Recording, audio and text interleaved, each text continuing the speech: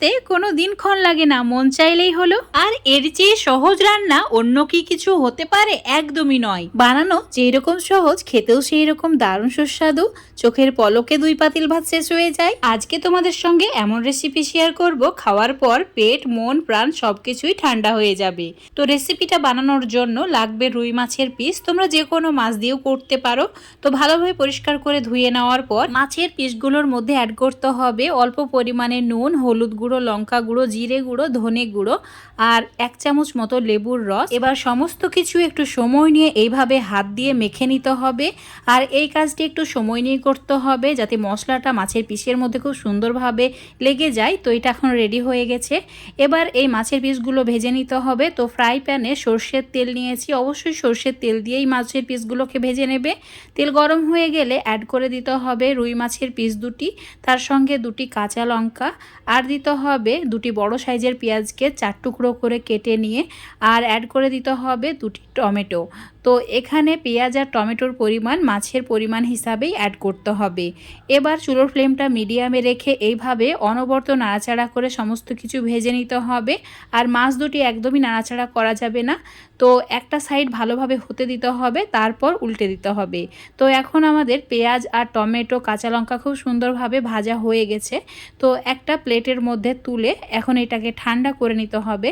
তো পেঁয়াজ, টমেটো আর কাঁচা লঙ্কা একটা প্লেটের মধ্যে তুলে রেখে দিচ্ছি। এদিকে মাছটাও খুব সুন্দর ভাজা হয়ে গেছে। তো এর মধ্যে 2টি শুকনো লঙ্কা অ্যাড করেছি, এভাবে একটু লাল করে ভেজে নিতে হবে। ভাজা হয়ে গেলে একটা প্লেটে তুলে নিতে হবে।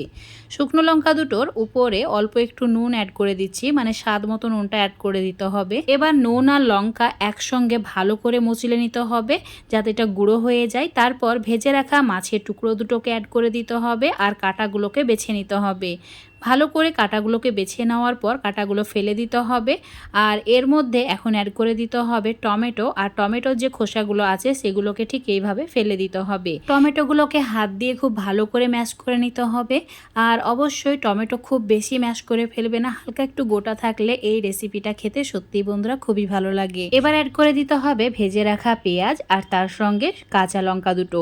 হাত দিয়ে ঠিক এইভাবে মুছলে নিতে হবে। আর পেঁয়াজটাও হালকা একটু গোটা রাখতে হবে, তবেই ভালো লাগবে। একদম গলিয়ে ফেললে ভালো লাগবে না। তোমরা চাইলে এখানে ভাজা পেঁয়াজের সঙ্গে অল্প একটু কাঁচা পেঁয়াজও অ্যাড করতে পারো।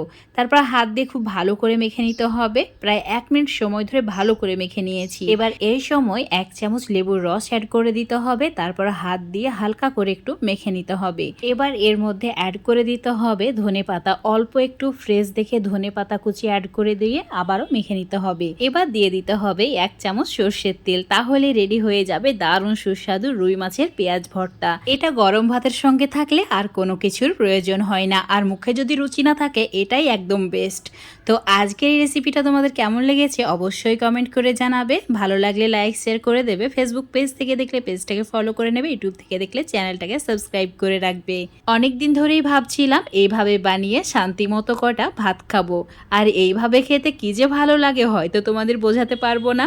তো আমার অনেক ফেভারিট একটা রেসিপি তোমাদের সঙ্গে শেয়ার করলাম। আশা করছি তোমাদের ভালো লেগেছে। ভালো লাগলে অবশ্যই ট্রাই করবে।